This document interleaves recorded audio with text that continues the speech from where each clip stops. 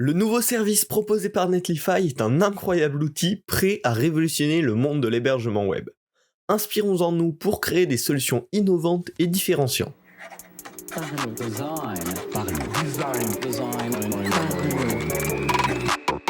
La 5e saison de Parlons Design est sponsorisée par ZK4S Theory, le site des product designers.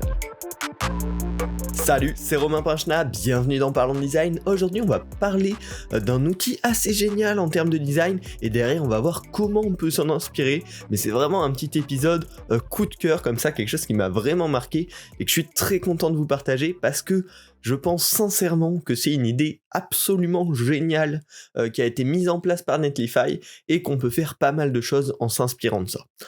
En design, on parle souvent de la friction utilisateur. Alors, souvent, on le voit de manière négative, dans le sens il faut éliminer un maximum la friction, mais c'est pas si simple que ça. Il y a plein de produits où en fait la friction va avoir un intérêt. Par exemple, quand on fait l'action de supprimer un document hyper important ou une section de notre profil, là on va vouloir mettre un minimum de friction pour que l'utilisateur puisse pas le faire par erreur, ou des choses comme ça. En tout cas, c'est un vrai sujet clé de design. Aujourd'hui, on va partir de l'optique de déchirer la friction, on l'enlève à 100% pour créer quelque chose de tout à fait innovant. Designer, c'est souvent trouver un équilibre, mais aujourd'hui, clairement, on va pousser le curseur dans l'éliminage total de la friction pour créer des produits nouveaux, des nouvelles façons de penser des interfaces. Donc, parmi toutes les façons d'innover, aujourd'hui, on va parler de supprimer la friction en prenant l'exemple de Netlify Drop. Alors, Netlify, c'est un service d'hébergement web, globalement, qui permet d'héberger toutes sortes de projets web, toutes sortes de technologies. C'est un outil, il me semble pas hyper vieux, mais en tout cas qui vraiment a su s'imposer durant les dernières années pour devenir un des gros acteurs. Et très récemment, ils ont sorti Netlify Drop.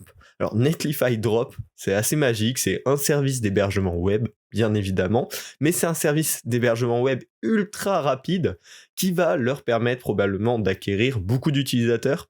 Alors, je vous explique un peu plus en détail. Habituellement, sur à peu près la totalité des plateformes d'hébergement, c'est quand même assez long pour pouvoir déployer un site en ligne. Il va falloir premièrement se créer un compte sur la plateforme en question, configurer un espace d'hébergement, que ce soit gratuit ou non, ou une offre payante, faut quand même le configurer, le choisir le plan qu'on va sélectionner, setup tout ça, enfin faire quelques réglages, etc.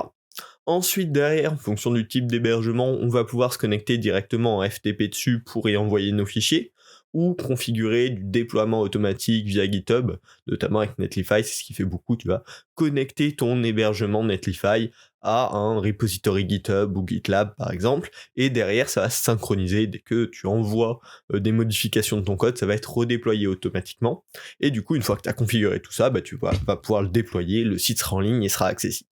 Donc c'est un processus relativement long, un petit peu compliqué, qui demande l'engagement de créer un compte et de configurer un espace d'hébergement. Et là, ce qu'ils ont fait avec Netlify Drop, c'est complètement fou. Tu arrives sur une page web qui s'appelle App Netlify Drop. Tu prends ton dossier avec ton site web dedans, tu le drag and drop sur le site, et petite barre de chargement, le site est déployé, tu as un URL sur lequel tu peux cliquer et sur lequel tu peux accéder au site. Donc, ils ont clairement transformé un processus de 5 étapes relativement complexe en un simple drag and drop que clairement n'importe quel utilisateur d'ordinateur est capable de faire. Typiquement, même quelqu'un qui n'y connaît absolument rien en programmation est totalement capable de faire ça et ça déploie réellement un site en ligne accessible avec un URL. Alors, ce qui est intéressant bien sûr là-dessus, c'est qu'avec cette première action, t'as un site que tu peux tester, que tu peux envoyer rapidement, mais qui va avoir une durée de vie limitée et tu vas pas pouvoir configurer ton URL personnalisé ou des choses comme ça. Bien évidemment, ça va te demander derrière de créer un compte pour aller plus loin. Mais en attendant, c'est un outil hyper utile pour tester un déploiement extrêmement rapidement Et surtout, pour Netlify, c'est un excellent outil d'acquisition, parce que tous les étudiants notamment qui veulent déployer un site hyper vite pour une présentation de cours ou des choses comme ça vont pouvoir utiliser Netlify Drop. Tous les petits entrepreneurs qui veulent tester un truc hyper rapidement vont pouvoir tester Netlify Drop, parce que c'est clairement aujourd'hui la solution de loin la plus simple pour déployer un site, et derrière, ils vont pouvoir créer leur compte s'ils ont besoin de projets plus gros ou s'ils veulent pousser le projet actuel qu'ils viennent de déployer sur une plus longue période ou avec des accès un petit peu plus avancés. Donc c'est vraiment un raisonnement hyper intelligent où ils ont tout simplement inversé la chaîne habituelle de déploiement où d'abord on doit configurer tout et ensuite on peut déployer. Là on déploie en une seconde littéralement, en une action, et ensuite on peut aller plus loin. C'est complètement fou, c'est vraiment une vraie pensée design où ils ont questionner les raisons de finalement pourquoi les gens font cette action, qu'est-ce qu'ils veulent au fond, et comment on peut simplifier cet accès en prenant en compte bien sûr les contraintes techniques. Et donc là, ils ont fait une sursimplification du process qui dépasse 100% de leurs concurrents. Aucun concurrent ne propose une solution aussi simple pour déployer son site. Donc là, ils ont clairement plein d'atouts avec cet outil. Déjà, ça va potentiellement devenir le service un petit peu go-to pour tous les développeurs dès qu'ils ont un mini-projet à tester, à déployer, parce qu'ils savent que en 2 secondes c'est fait. Ça va pouvoir pousser encore plus Netlify dans les esprits des utilisateurs comme plateforme par défaut. Pour déployer un petit projet, on va là-dessus. Du coup, pour déployer un gros projet, par défaut, on va avoir tendance à regarder les offres de Netlify. Et bien sûr, c'est un excellent atout de communication. Je vous en parle aujourd'hui, mais sur plein de blogs dédiés aux développeurs, ça en parle également. Et ça va leur permettre d'acquérir sur long terme plein de nouveaux utilisateurs, comme je disais, notamment avec des étudiants ou des personnes qui apprennent par eux-mêmes, parce que c'est une solution gratuite, hyper simple pour tester et pour se former un petit peu au déploiement de manière très simple dans un premier temps, puis en étant poussé ensuite de plus en plus loin dans les aspects techniques. Voilà, je voulais vous en parler comme ça, mais bien sûr, on va pas s'en arrêter là. Comment on peut s'en inspirer? Quelle tactique est-ce qu'on peut reprendre dans nos designs pour créer comme ça des services innovants? Alors, la première version de cette pensée-là que je vous propose, c'est de réordonner les étapes.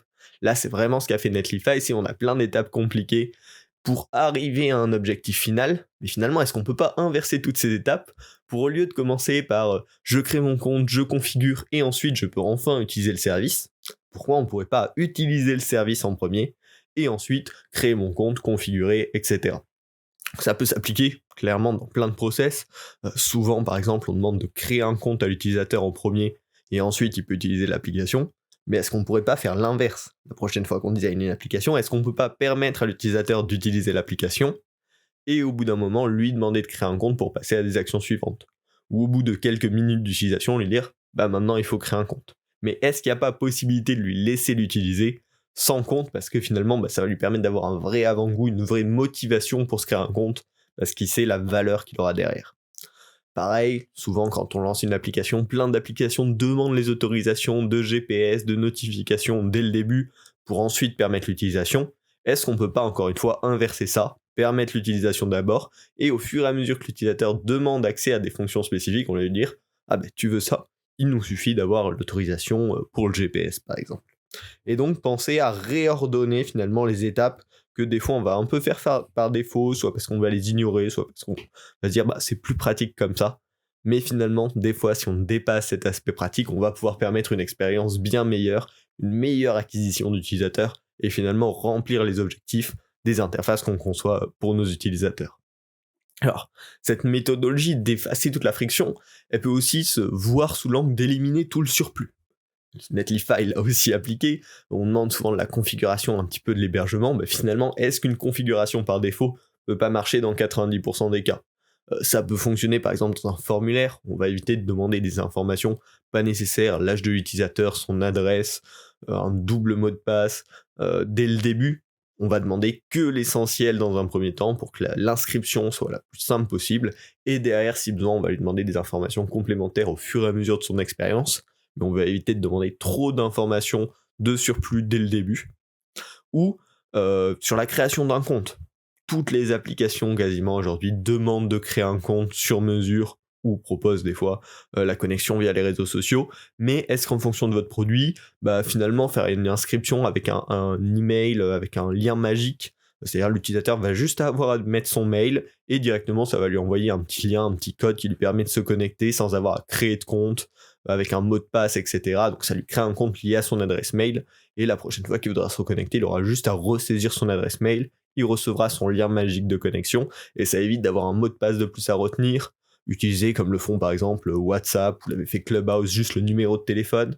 Et pareil, quand on met son numéro de téléphone, ça envoie un code de vérification, plus besoin d'enregistrer de mot de passe en tête, ça simplifie vachement, ou proposer les connexions via Google, Apple, Facebook, etc., qui peuvent des fois tout simplement éliminer l'étape compliquée de se créer un compte, de remplir plusieurs champs, et pouvoir simplifier, aller droit au but en fonction des besoins de votre produit. Et enfin, la troisième inspiration qu'on peut tirer de ce Netlify Drop, c'est le fait de proposer des solutions temporaires. Là, c'est exactement, encore une fois, ce que fait Netlify Drop. Il propose un hébergement temporaire qui va durer, une semaine, un mois, et si on veut que ça dure plus longtemps, il va falloir se créer un compte. Ça peut s'appliquer dans plein de choses. Si vous faites des jeux vidéo, par exemple, ça va être... les utilisateurs peuvent créer une room de jeu temporaire, un petit lien qu'ils vont partager à leurs amis hyper rapidement, et s'ils veulent pouvoir paramétrer cette room-là, la rendre privée, des choses comme ça, ils vont devoir créer un compte pour que cette room puisse rester ouverte à tout jamais ou avoir des règles spécifiques. Ça peut être une très bonne méthode plutôt que de forcer les utilisateurs à se créer un compte pour créer une room de jeu. Et en même temps, trouver un peu cet équilibre entre permettre aux gens de découvrir très facilement le jeu, de le tester très rapidement, et derrière les pousser vers se créer un compte pour qu'ils puissent aller plus loin, explorer le jeu plus en profondeur. Ou on peut imaginer pareil, aujourd'hui dans la plupart des solutions de messagerie, on doit créer un espace de discussion pour ensuite pouvoir discuter. Est-ce que ce serait pas possible, par exemple si on travaille chez Slack, de pouvoir créer un petit lien hyper rapide, créer un mini espace, que les gens puissent discuter, et derrière, s'ils veulent pouvoir utiliser plus de fonctionnalités de Slack, peuvent créer un vrai compte pour garder cet espace ouvert et le pousser dans ses retranchements.